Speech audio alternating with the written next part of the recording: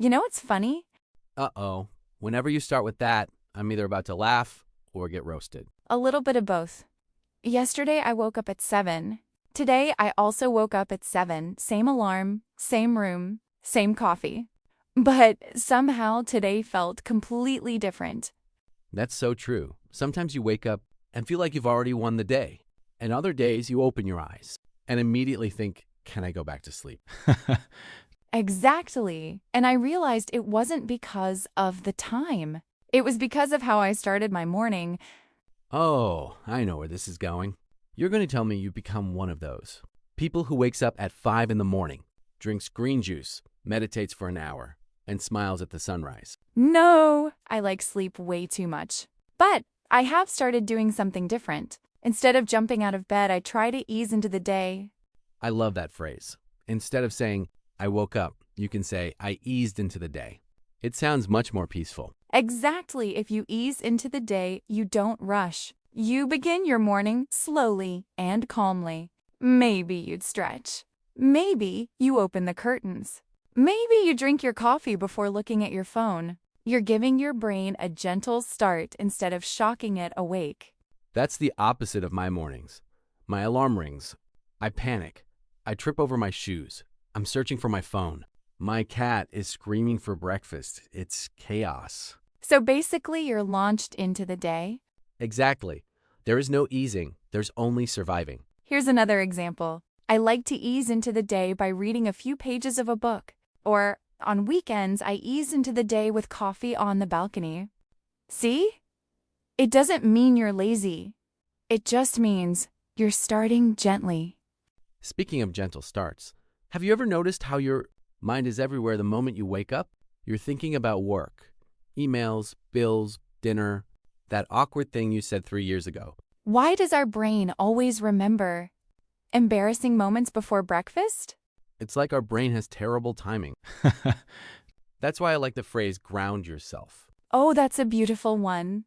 If you ground yourself, you help yourself feel calm, steady, and connected to the present moment. It's like reminding yourself, I'm here, I'm okay, I don't have to rush. Exactly. For me, grounding myself is really simple. I sit quietly for 1 minute. I take a few slow breaths. I look outside my window. That's enough. Mine is making coffee. Seriously, the smell, the warmth of the mug, hearing the coffee drip. Somehow that helps me ground myself. See, grounding doesn't have to be complicated. It can be anything that helps you feel calm and steady. And there's another phrase that's really close to that. Center yourself. People often confuse those two. Yeah, ground yourself means becoming calm and stable, but center yourself means finding your emotional balance. Imagine you're feeling nervous before a meeting. You stop, take a deep breath, relax your shoulders.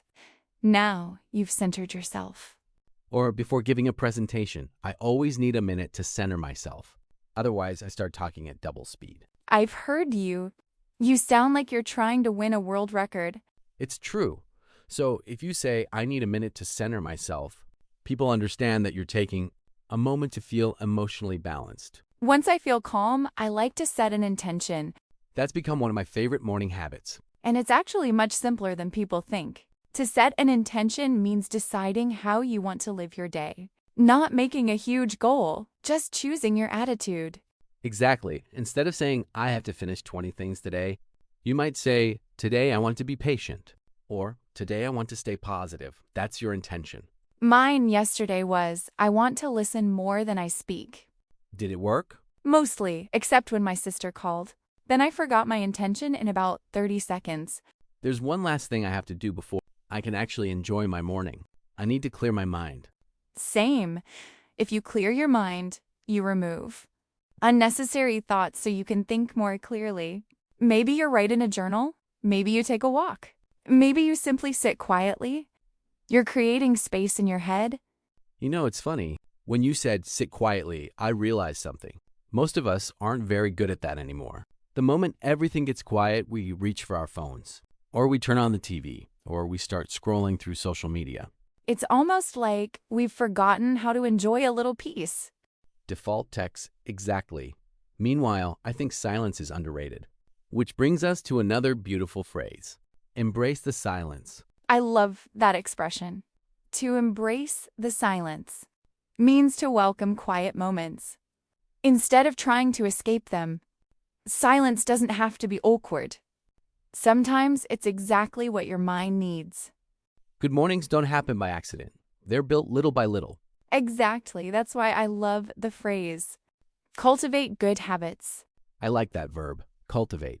People usually use it for plants. You cultivate a garden, you help flowers grow. Right. And when you cultivate good habits, you're helping healthy routines grow over time, not overnight. Slowly, patiently. People often think, I'm going to completely change my life starting Monday. Then by Wednesday, they're eating pizza in bed. Why is that so accurate? Because we've all been there. Cultivating good habits isn't about being perfect. It's about repeating small actions, reading 10 pages, taking a short walk, going to bed a little earlier, drinking more water. Those tiny habits grow into something bigger. Exactly. Think of it like watering a plant. You don't pour 100 buckets of water on it once a month. You give it a little water every day. That's how habits grow. Speaking of habits, can I confess something? This sounds dangerous. Go ahead. I always say, I don't have enough time. Classic excuse. Then somehow, I spend 45 minutes watching videos of people restoring old furniture. Or watching someone organize the refrigerator. Those videos are weirdly relaxing. That's why another useful phrase is carve out time. I love this expression. To carve out time means you intentionally make time for something important, even when you're busy. Exactly. You're not waiting for free time to magically appear. You're creating it. Maybe you carve out time to read, exercise, practice English, or simply sit quietly for 10 minutes. For example, I carve out 20 minutes every morning to read before work. Notice, those 20 minutes didn't just appear. You made room for them. It's like scheduling an appointment with yourself. And honestly, we usually keep appointments with other people. Maybe it's time we started keeping appointments with ourselves. I needed to hear that. Okay, one last phrase before we finish our second cup of coffee. Hit the ground running. You start something with lots of energy and without wasting time. You're ready to go immediately. For example, imagine it's your first day at a new job. Instead of spending the whole week figuring things out, you're asking questions, learning quickly, helping your team. People might say, wow, Ben really hit the ground running. Or maybe you've got a really busy Monday. You wake up, get dressed, grab your bag, and jump straight into your tasks. You've hit the ground running. Although I think people imagine this phrase means you're excited. Sometimes you're not excited at all, you're just busy. Exactly. Sometimes life decides for you. You don't slowly ease into the day. You hit the ground running because you have no choice. That was me yesterday. 3 meetings before lunch. My inbox was exploding, my phone kept ringing. I didn't even realize it was noon until someone asked what I wanted for lunch. And what did you say? Is coffee considered lunch? Honestly, some days, yes. Honestly, some days, yes. A good morning isn't about having the perfect routine. It's about giving yourself a better start than yesterday. Maybe tomorrow you'll put your phone down for 5 extra minutes. Maybe you'll enjoy your coffee a little more slowly. Exactly. Language works the same way. You don't become fluent overnight. You learn one useful phrase, then another, until one day, those phrases become part of the way you naturally speak. And hopefully, the next time someone asks how your morning went, instead of saying, it was okay, you'll have a whole new vocabulary to describe it. We hope these expressions become part of your everyday English, and maybe even part of your everyday mornings. And now it's your turn. Tell us about your morning routine using some of the expressions you learned today. We'd love to read your comments. Maybe write something like, I like to ease into the day with a cup of coffee. Then I set an intention before work, and if I'm feeling stressed, I take a moment to clear my mind. We can't wait to read your morning routines. See you in the next episode.